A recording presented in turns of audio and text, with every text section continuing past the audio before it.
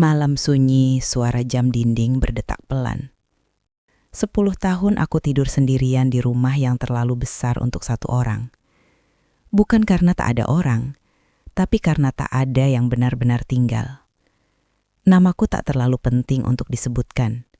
Yang penting, aku seorang janda, usia 40. Dan aku lelah berpura-pura kuat. Halo semua, selamat datang kembali di Kisah Nara. Apa kabar hari ini? Semoga senantiasa sehat dan bahagia.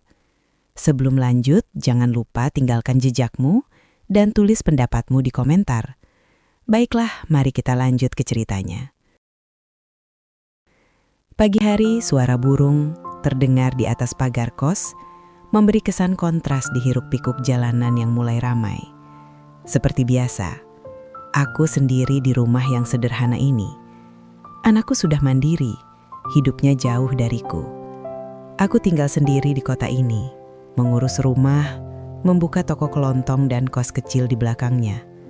4 kamar, 2 diisi mahasiswa, muda, ramai, penuh tawa. 2 lainnya keluarga kecil yang jarang terdengar. Aku dikenal tegas, tak pernah telat menagih, tak suka basa-basi, tapi tak ada yang tahu. Setiap malam, aku rapuh oleh kesepian yang menyesakkan. Pagi hari, langkah kakiku terdengar di lorong kos. Pagi itu, aku membawa catatan sewa. Ada 1 kamar yang menunggak. Kamar itu dihuni oleh Don dan Alvin. Aku mendatangi kamar mereka. Biasanya mereka berdua. Tapi hari itu, hanya ada Doni yang ada. Sementara yang lain masuk kuliah. 3 ketukan, pintu kos terbuka. Di sana ada Doni. Sopan, namun terlihat gugup. "Ibu, maaf, kami belum bisa bayar kos bulan ini," kata Doni, yang ternyata sudah tahu maksud kedatanganku. "Bagaimana sih kamu, Don? Ibu kasih kamu waktu 10 hari lagi. Pokoknya ibu gak mau tahu, 10 hari lagi harus kamu lunasi semuanya," jawabku dengan ketus, sambil menahan kecewa. Saat aku membalikkan badan, tiba-tiba Doni meraih tanganku dan menariknya masuk. "Maaf Bu, bisa kita bicarakan di dalam?" Pintanya menghibah, dengan setengah memaksa. Dengan rasa penasaran, aku pun masuk. Dan tak kusangka, Doni yang terlihat gugup dan polos cukup berani membicarakan hal yang bersifat sensitif, yang kurasa sangat kurang ajar. Ia tahu bahwa aku telah lama kesepian, dan saat ini Doni merayuku, menawarkan dirinya untuk melabuhkan rasa dahaga yang selama ini menyelimutiku. Aku mencoba menepisnya dan menghardiknya. "Lancang kamu, Doni, kurang ajar sekali kamu sama ibu." "Maaf Bu, saya tidak bermaksud kurang ajar. Tapi saya ingin membantu ibu." Aku tak menjawab. Aku kaget dan mencoba mencerna kalimat itu. Pikiranku bertanya-tanya, kenapa Doni begitu berani mengatakannya? Apa aku ini masih menarik di mata anak muda sepertinya, yang usianya 25 tahunan? Sementara aku sudah kepala 4, badanku pun sudah melar. Suasana mendadak sunyi. Hanya TV dan suara kipas angin terdengar memenuhi ruangan yang tertutup. Aku tahu batas. Aku tahu umurku. Aku tahu ini salah. Tapi ada bagian dalam diriku yang berteriak, "Dengarkan aku. Temani aku. Jangan tinggalkan aku lagi." Ketika jarak kami terlalu dekat, aku seharusnya mundur. Tapi 10 tahun kesepian membuat 1 langkah kecil terasa seperti pelukan panjang. Suara pintu tertutup pelan. Doni menguncinya. Dan saat itu aku tahu, aku telah melangkah ke wilayah yang tak bisa kusebut nama. Tak ada teriakan, tak ada paksaan. Aku terbuai oleh rayuan dan sentuhan. Dan di dalam kamar itu, hanya ada 2 orang yang sama-sama salah, sama-sama larut dalam gejolak yang membara. Malam kembali datang. Jam dinding menunjukkan pukul 08.00. Malam itu aku duduk sendirian di ruang tamu. Tanganku gemetar, dadaku sesak. Bukan hanya takut ketahuan kejadian tadi pagi, tapi karena untuk pertama kalinya setelah 10 tahun, aku tak merasa sendirian. Dan itu yang paling menakutkan. Aku pikir itu hanya sekali. Aku pikir aku masih bisa mengendalikan semuanya. Ternyata itulah awal dari kejatuhanku. Hari-hari aku mulai menghindari lorong kos, menghindari tatapan, menghindari kemungkinan. Sampai suatu sore, ada yang mengetuk pintu rumahku dan saat kubuka, ternyata Alvin yang datang. Ia penghuni kos yang tinggal satu kamar dengan Doni. "Selamat sore, Bu. Maaf, ini soal kos bulan lalu. Kami baru bisa melunasinya sekarang. Boleh kita ngobrol di dalam bentar, Bu?" Ucapnya sambil sesekali melirik keluar halaman rumah. Tatapannya berbeda, seperti ada yang disembunyikan. Tanpa berpikir panjang, aku pun mempersilahkan masuk. Di ruang tamu yang sunyi, detik jam berdetak. Ia mulai bercerita.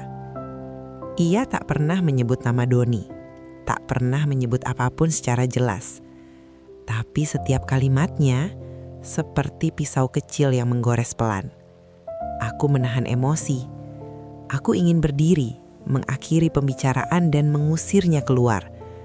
Tapi satu pikiran menahanku. Jika ia bicara, semuanya hancur. "Ibu gak sendirian kok. Aku cuma pengen seperti Doni," kata Alvin sambil berdiri, lalu duduk di sampingku yang masih terpaku dan bingung tak tahu harus berbuat apa. Saat itu aku sadar, ini bukan lagi tentang rasa. Ini tentang ketakutan. Dan ketakutan seringkali membuatku memilih jalan yang paling salah. Alvin tak tinggal diam.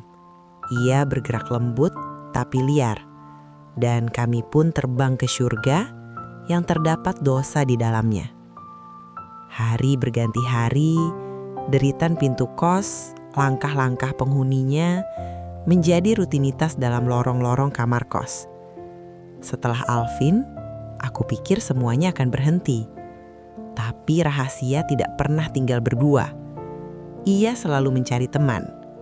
Kini dua penghuni kos lain, Raffi, mulai sering menatapku lebih lama. Udin terlalu sering mencari alasan datang. Dan mereka juga menginginkan hal yang sama, seperti kedua temannya Doni dan Alvin. Di malam yang sunyi, hujan turun dengan derasnya. Aku berdiri melihat diriku di cermin dan tak lagi mengenal perempuan itu. Aku dikelilingi pawang muda, dipanggil ibu dengan nada yang tak pantas.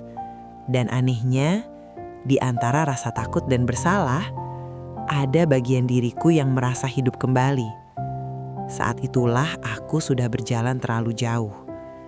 Dalam hati aku ingin berhenti. Aku benar-benar ingin. Tapi aku sudah masuk ke lorong sempit dan di depanku gelap belum juga berakhir. Suara takbir terdengar sayup menggema dari kejauhan di pagi hari raya Idul Adha. Hari raya selalu datang membawa cahaya. Tapi pagi itu aku bangun dengan dada yang berat. Rumahku ramai, namun hatiku kosong. Suara piring berdenting, tawa samar keempat penghuni kos menghiasi rumahku. Aku memasak daging, menyusun hidangan, mengundang mereka dengan alasan sederhana, makan bersama. Aku menyebutnya silaturahmi, padahal jauh di dalam aku sedang berbohong dan mengekspresikan ide gilaku. Aku memberikan ramuan peningkat gairah ke dalam minuman mereka. Beberapa menit setelah acara makan-makan usai, ramuan itu terlihat mulai bereaksi. Satu persatu di antara mereka mulai bertingkah aneh, lucu dan menggemaskan. Di saat itulah aku mulai menjalankan peranku. Aku masuk kamar, berdiri di cermin, sedikit merias wajahku yang sudah tampak kerutan. Dan aku berganti pakaian yang menonjolkan lekuk tubuhku yang sudah mengendur. Entah kenapa hari ini aku merasa lebih muda dan gairahku sudah tak lagi bisa kubendung.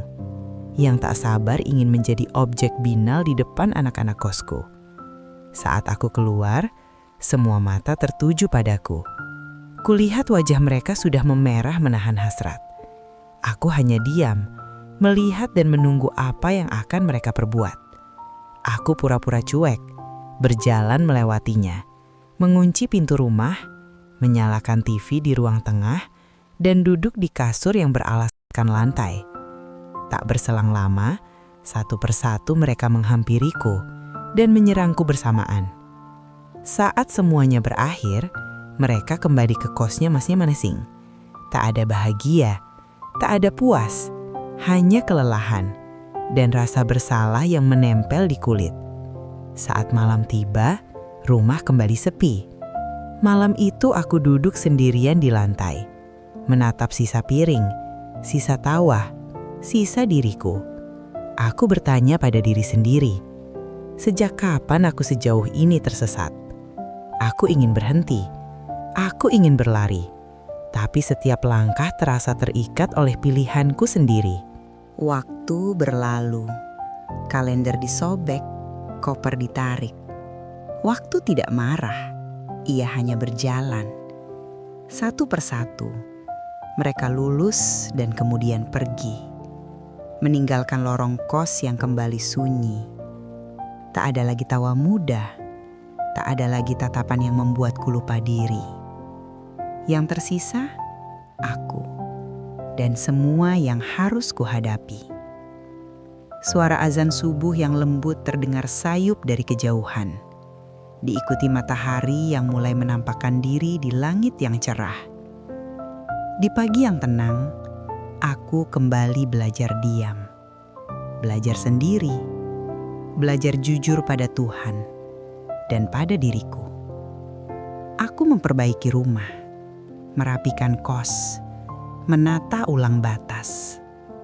Kesepian tak hilang, tapi kini aku tahu, ia bukan alasan untuk menghancurkan diri. Kesepian memang menyesakkan. Ia bisa membuat kita salah memilih pelukan. Tapi saat kita mengobatinya dengan jalan yang keliru, keluarnya jauh lebih menyakitkan. Iman bukan membuat hidup tanpa sepi. Iman menjaga kita agar tidak tersesat saat sepi datang. Aku pernah jatuh, sangat jauh, dan aku bersyukur masih diberi jalan untuk pulang. Cerita ini bukan untuk sensasi, melainkan renungan tentang batas, iman, dan keberanian memperbaiki diri. Terima kasih untuk kebersamaannya. Senantiasa kita semua dalam keberkahan hidup, sehat, dan bahagia. Sampai jumpa di cerita selanjutnya.